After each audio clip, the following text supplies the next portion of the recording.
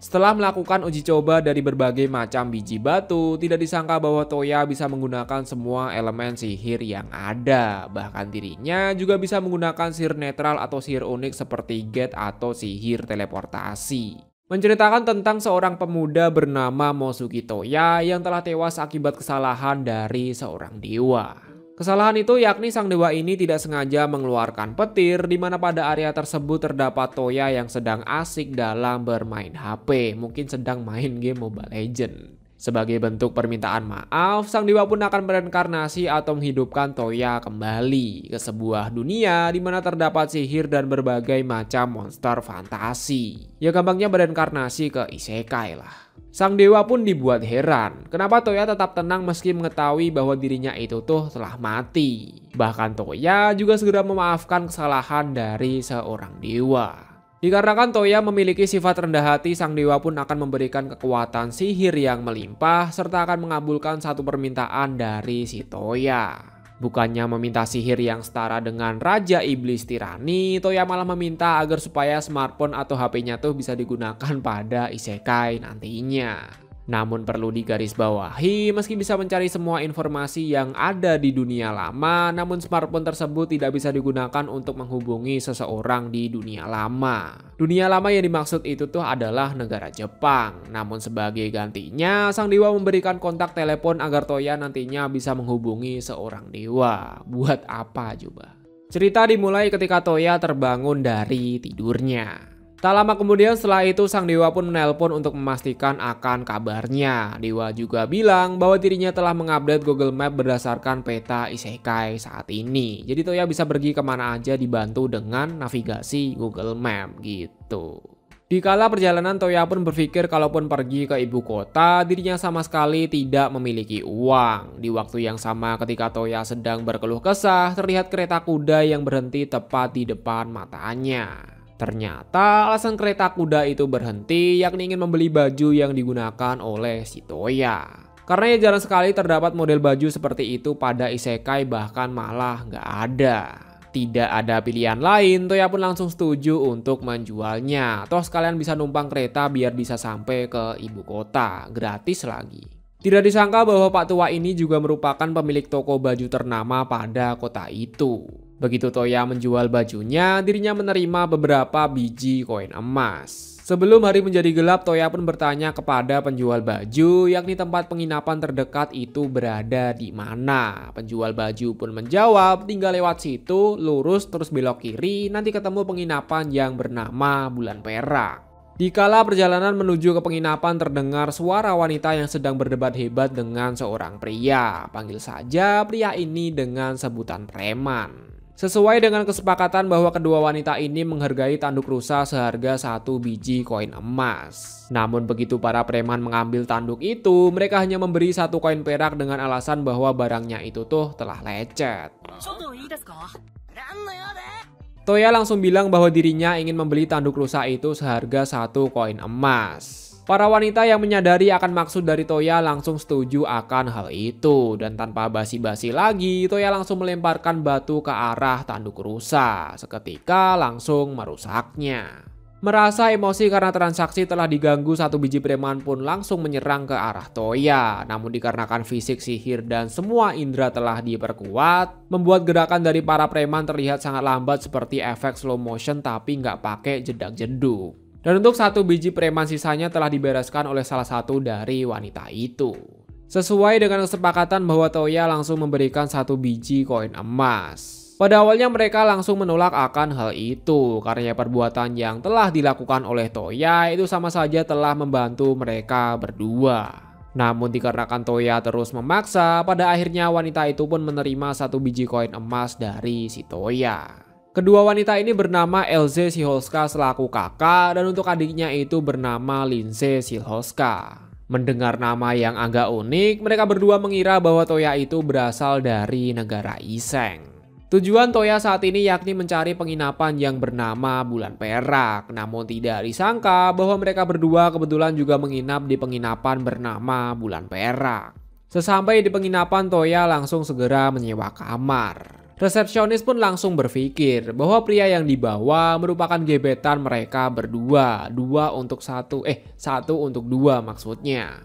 Dikala minum bareng, Lindsay pun berdebat bahwa sebaiknya mengambil misi dari guild yang jauh lebih aman daripada permintaan personal yang berakhir seperti insiden tadi siang. Mendengar kata guild, Toya pun langsung bertanya apakah dirinya boleh ikut ke sana. Oh ya boleh dong. Dikala hari menjadi malam seperti orang-orang pada umumnya, sebelum tidur Toya mainan HP dan mencari yang ada di internet. Ketika hari menjadi pagi, mereka bertiga pun pergi ke guild untuk mengerjakan suatu misi atau suatu quest. Namun begitu melihat papan misi, Toya sama sekali tidak bisa membaca akan tulisan itu. LZ langsung menawarkan alangkah baiknya mereka bertiga membuat party. Ditambah lagi karena Toya itu overpower, tentunya membuat LZ dan Lindsay jauh lebih tenang ketika berhadapan dengan monster berbahaya. Sebelum mengerjakan atau menjalankan misi, di sini Toya membeli senjata pedang atau sebuah katana.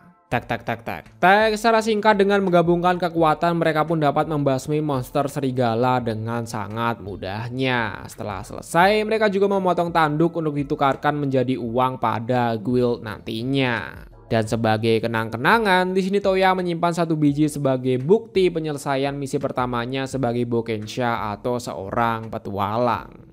Setelah menyaksikan sihir yang menakjubkan milik Lindsay, membuat Toya ingin mempelajari mengenai sihir. Lindsay pun bilang bahwa sihir merupakan bakat seseorang sedari lahir.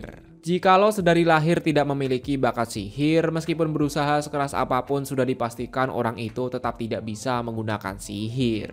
Begitu Lindsay mengeluarkan beberapa biji batu, dirinya menyuruh Toya untuk melakukan sesuai dengan arahannya. Tidak disangka bahwa Toya mampu mengeluarkan sihir air yang begitu banyak. Biar gak bikin kota banjir sama seperti anime Tenkinoko di mana kotanya tuh banjir, mereka pun memutuskan untuk berlatih di luar ruangan. Setelah melakukan uji coba dari berbagai macam biji batu, tidak disangka bahwa Toya bisa menggunakan semua elemen sihir yang ada. Bahkan dirinya juga bisa menggunakan sihir netral atau sihir unik seperti gate atau sihir teleportasi. Lah, terus fungsi HP-nya buat apa coba? Tenang dulu. Begitu mereka kembali ke penginapan, terdapat juru masak yang meminta saran sebagai referensi makanan pencuci mulut. Menggunakan smartphone miliknya, Toya mencari tutorial tentang bagaimana cara untuk membuat es krim. Dibantu dengan juru masak yang mempersiapkan bahan dan sihir es batu dari Lindsay, pada akhirnya mereka semua telah berhasil membuat es krim. Juru masak berjanji akan mempelajari cara membuat es krim dan memasukkannya ke dalam daftar menu makanan atau minuman sih. LZ dan Lindsay pun dibuat heran tentang benda apa yang digunakan oleh Toya. Daripada ribet ngejelasinnya, Toya menjawab bahwa smartphone adalah alat sihir di mana hanya dirinya saja yang bisa menggunakannya. Di hari berikutnya mereka semua sepakat untuk mengambil misi mengantar surat ke ibu kota. Di kala perjalanan terlihat seorang gadis samurai yang sedang dikerumuni oleh para preman. Pada awalnya gadis samurai dapat menghajar para preman dengan sangat mudahnya. Namun begitu mengalahkan beberapa biji preman, secara tiba-tiba gadis samurai itu terdadak diam akibat kelaparan. Seperti kata pepatah yakni ora gelut ora semile, dengan cepat Toya dan kawan-kawan pun langsung membantu gadis itu. Begitu terdengar suara penjaga, Toya langsung membawa gadis samurai kabur menjauh dari tempat itu. Wanita samurai ini bernama Kokonoe Yae yang berasal dari negara Iseng. Begitu mendengar nama Toya yang khas dengan negara Jepang, Yae langsung mengira bahwa Toya itu berasal dari negara Iseng. Jadi buat yang belum paham, negara Iseng itu adalah negara Jepang di isekai, ya maksudnya mirip negara Jepang di isekai lah. Dikarenakan Toya bilang bahwa dirinya bukan berasal dari negara Iseng, seketika membuat Lindsay dan LZ langsung menjadi kaget. Karena di tempo lalu Toya bilang kalau dirinya itu berasal dari negara Iseng. Ini kok beda coba?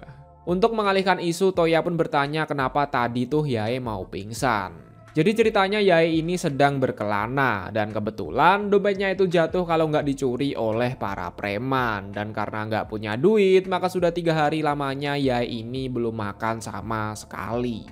Merasa kasihan dan tidak tega akan hal itu, dengan cepat Toya pun langsung mengajak Yae untuk mabar atau makan bersama. Dan daripada gabut, Yae bercerita mengenai tujuan berkelananya, yakni untuk mengasah kemampuan dan memperdalam ilmu pedang di ibu kota. Nah, Dikarenakan tujuannya sama-sama ibu kota, di sini Elze menawarkan tumpangan dalam perjalanan menuju ke sana. Setuju deh. Setelah selesai makan, mereka pun langsung melanjutkan perjalanan ke ibu kota. Dan daripada gabut, Toya menggunakan waktunya untuk belajar sihir netral atau sihir khusus bersama Linze. Secara singkat di sini Toya berhasil menguasai sihir netral seperti apport untuk mengambil benda dari jarak jauh dan juga long sense untuk memperkuat sekaligus mempertajam indera penglihatan dan juga penciuman. Begitu menggunakan sihir itu, Toya langsung mencium bau darah dari kejauhan. Menyadari bahwa darah yang dicium itu adalah darah manusia, dengan cepat Toya langsung segera menghampiri asal dari bau itu. Dan benar saja bahwa terdapat kereta kuda yang sedang diserang oleh beberapa monster dan satu biji penyihir. Seperti kata pepatah yakni ora gelut ora semile, lagi-lagi mereka baku hantam melawan para monster yang ada. Tapi anehnya meski telah dimusnahkan, para monster itu terus bermunculan. Menyadari bahwa terdapat penyihir summoner atau pemanggil, dengan cepat Toya langsung menggunakan sihir netralnya yang bernama Sleep untuk menjatuhkan penyihir summoner. Setelah berhasil mengatasi para monster, terdengar suara tangisan dari anak kecil. Yep, tangisan itu dikarenakan pelayan milik si cewek ini tuh sedang sekarat. Meskipun Linze sangat ahli dalam sihir penyembuhan, namun dirinya tetap saja tidak bisa menyembuhkan tubuh kakek akibat aliran darahnya tersumbat dengan potongan kayu dari anak panah. Panjang bener anjir. Dikala si kakek ingin mengucapkan salam perpisahan, Toya langsung menggunakan sihir apport untuk mengambil potongan anak panah dan segera menyembuhkannya dengan sihir cure heal. Seketika membuat si kakek sehat walafiat kembali. Ketika suasana sudah menjadi tenang, si kakek pun memperkenalkan diri bernama Lim selaku pelayan dari Adipati Outline. Dilanjut dengan anak kecil ini yakni bernama Susi Urnia Outline. Begitu mendengar nama itu, mereka semua langsung menunduk kecuali ya si Toya ini. Jadi Susi itu merupakan keluarga Adipati atau keluarga di atasnya kaum bangsawan. Sekaligus Susi juga merupakan keponakan dari Raja Outline. Untuk menghindari insiden yang sama, pelayan Lim pun meminta Toya dan kawan-kawan untuk mengawal Putri Sue hingga sampai ke ibu kota. Tentu karena tujuannya sama-sama ibu kota, tanpa pikir panjang Toya pun langsung menerimanya. Toh bisa dapat duit juga kan, kapitalis emang. Tek, sesampai di ibu kota atau rumahnya Sue, terlihat para maid dan ayahnya Sue yang sangat bahagia melihat putrinya bisa selamat dari insiden penyerangan. Bahkan ayahnya Sue selaku adipati langsung berlutut di depan Toya karena dirinya telah menyelamatkan anaknya selaku Putri Sue. Beliau ini adalah Alfred Urnes Outline selaku adik dari Raja Outline. Dikala minum teh, Toya bertanya apakah Pak Alfred tahu dalang dibalik penyerangan. Pak Alfred pun bilang mungkin saja pelakunya adalah beberapa pihak yang tidak suka dengan Alfred. Karena setelah kakaknya, kemungkinan besar Alfred ini bisa menjadi Raja Outline selanjutnya. Beberapa saat kemudian setelah itu Sue pun datang dan menjelaskan kronologi lengkapnya. Jadi dikarenakan ibunya Sue yang bernama Ellen itu tunanetra atau tidak bisa melihat, Sue pun pergi ke tempat mendiang neneknya bertujuan untuk mempelajari sihir penyembuh kuno bernama Recovery. Kebetulan neneknya Sue ini merupakan penyembuh overpower pada masanya. Namun dikarenakan beliau sudah meninggal, memaksa Sue harus mempelajari sihir penyembuh di tempat mendiang neneknya. Nah, akibat sihir penyembuh milik mendiang neneknya itu merupakan sihir netral atau sihir khusus, maka tidak sembarang orang bisa mempelajari dan menggunakannya. Begitu mendengar kata sihir netral, para wanita pun langsung segera menunjuk si Toya ini. Karena ya berbicara mengenai sihir netral, Toya ini hampir bisa menggunakan semua sihir yang ada. Lah, kok mirip Asuna sama Kirito? Tanpa basi-basi lagi sekalian untuk uji coba, Toya langsung menggunakan sihir recovery kepada si Ellen. Seketika membuat matanya langsung menjadi sembuh.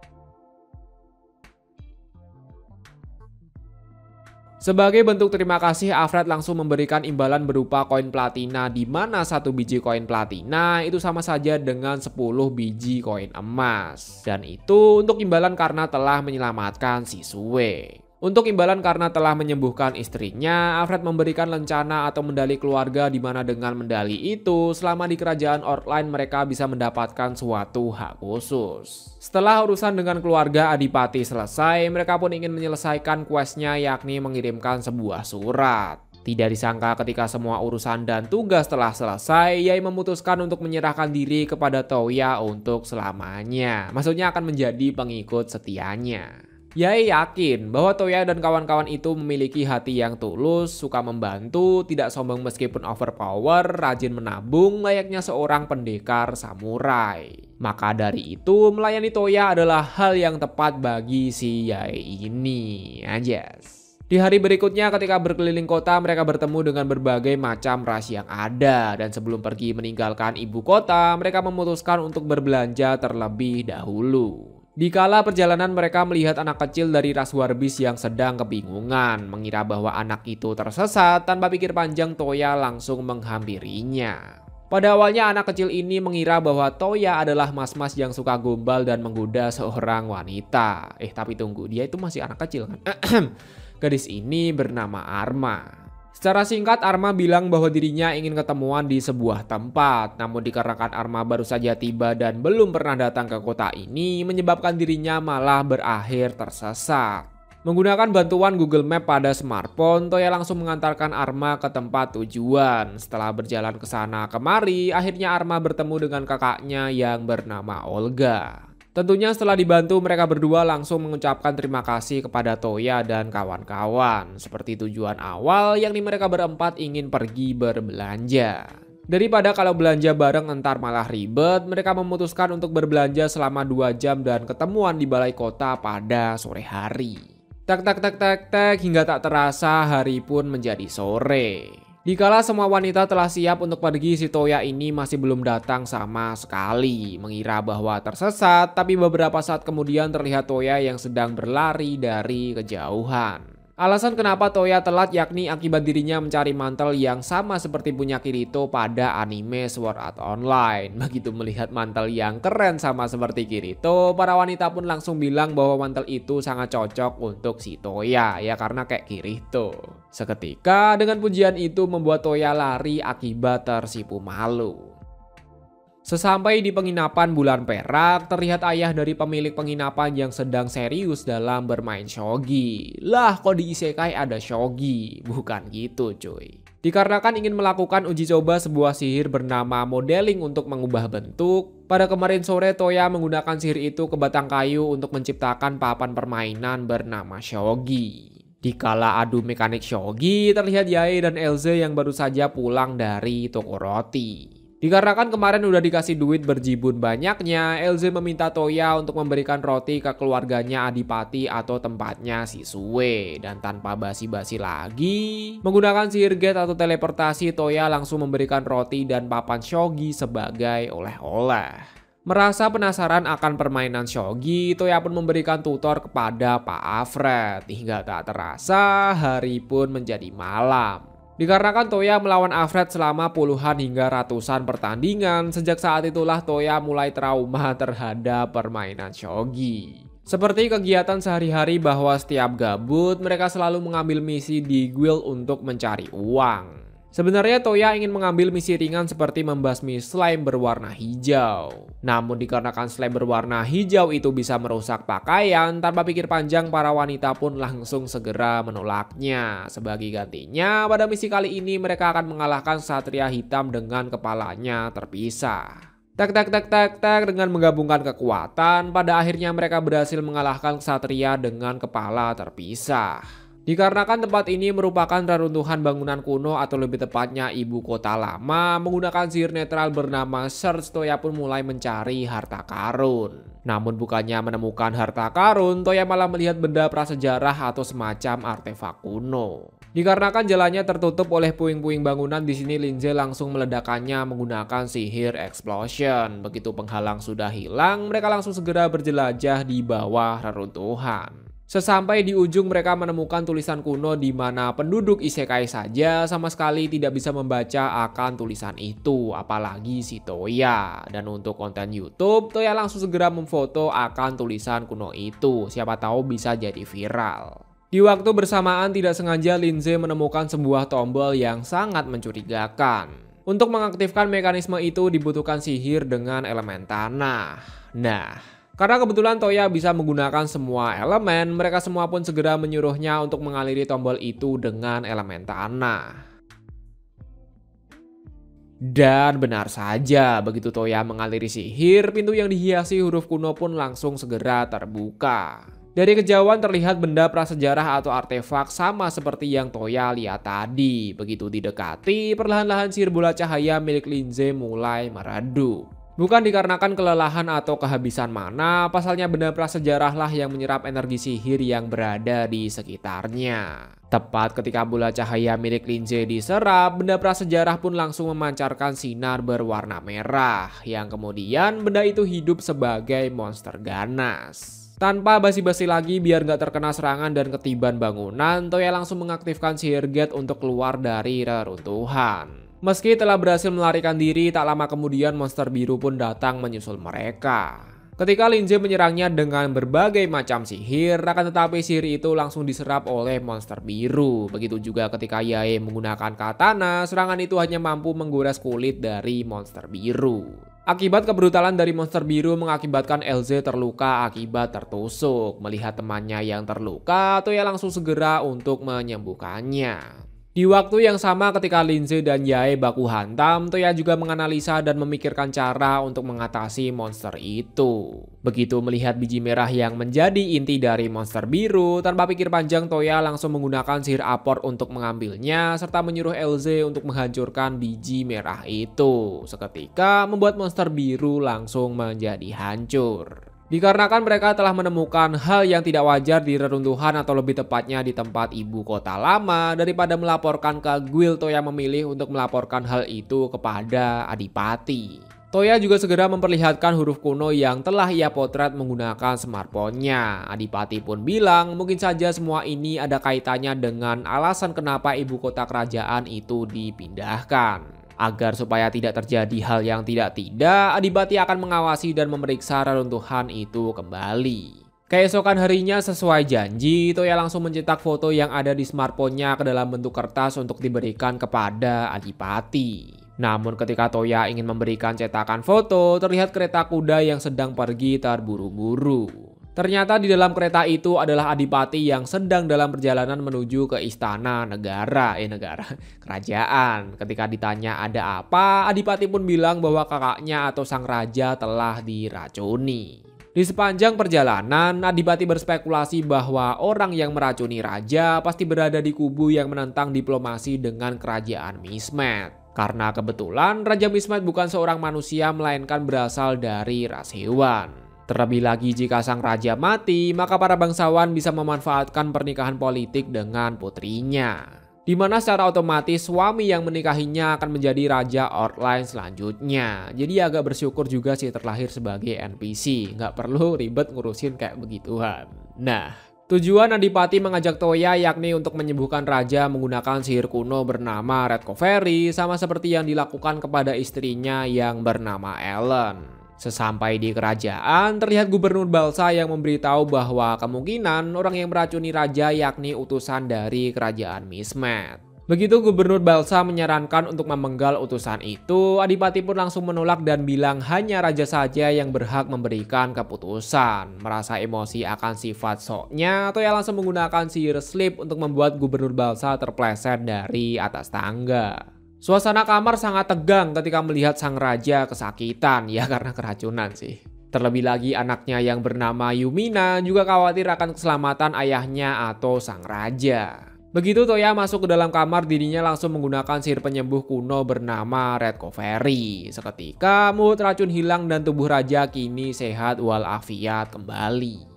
Dikala suasana sudah menjadi tenang, Adipati pun menjelaskan bahwa Toya merupakan pahlawan bagi anaknya, sekaligus Toya juga telah menyembuhkan Ellen selaku istrinya. Di sisi lain, salah satu penyihir terbaik kerajaan juga dibuat terheran-heran.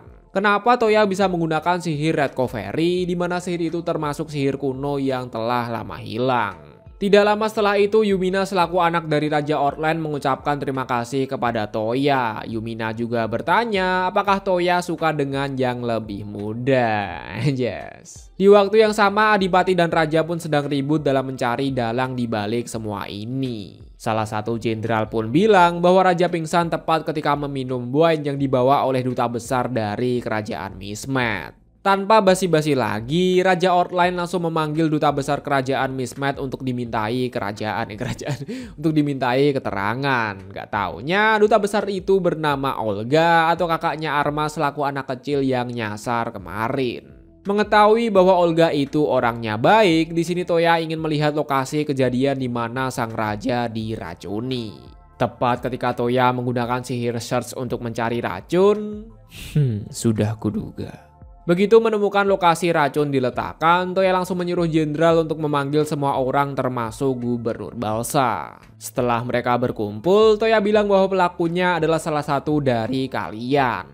Untuk mengungkap akan hal itu, Toya langsung menyiapkan wine yang tidak beracun untuk diminum. Sebagai uji coba, Toya menyuruh jenderal untuk meminumnya. Dan ya, setelah minum wine sama sekali tidak terjadi apa-apa. Selanjutnya dikarenakan sang raja sedang dalam masa pemulihan, maka Toya menyuruh Gubernur Balsa untuk menggantikannya. Tentu sebuah kehormatan bagi Gubernur Balsa karena bisa minum wine dengan gelas khusus raja. Begitu Gubernur Balsa meminum wine, dirinya langsung berteriak keracunan padahal pada wine itu sama sekali tidak mengandung racun. Dengan begini dapat disimpulkan bahwa wine yang dibawa oleh Olga selaku duta besar itu tidak beracun, melainkan gelas milik raja lah yang telah diracuni. Tapi tenang bahwa racun pada gelas itu juga telah dihilangkan. Namun dikarenakan gubernur bilang keracunan padahal racun pada gelas sudah dihilangkan, menandakan bahwa dirinya tahu kalau gelas itu tuh ada racunnya gitu. Lagi-lagi melihat aksi heroiknya membuat Yumina semakin terpesona kepada Toya. Hingga pada puncaknya ketika minum teh, Yumina memberanikan diri untuk bilang ke orang tuanya bahwa Yumina memilih Toya sebagai calon suaminya. Yes. Asalkan Yumina bahagia, Raja dan Ratu Outline tidak akan mempermasalahkan akan hal itu. Terlebih lagi Yumina memiliki mata sihir di mana dapat melihat kedalaman hati milik seseorang. Tentu dong mendengar akan hal itu seketika membuat Toya langsung menjadi kaget. Terlebih lagi Yumina juga masih di bawah umur, jadi ya statusnya itu tuh masih belum legal lah. Bahkan tetapi dengan cepat Raja dan Ratu pun menyangkalnya bahwa menikah di umur 14 tahun itu merupakan hal yang wajar. Bahkan Toya juga boleh memiliki lebih dari 10 istri sampai 100 pun juga nggak apa-apa. Tapi kuat nggak yang jadi pertanyaannya.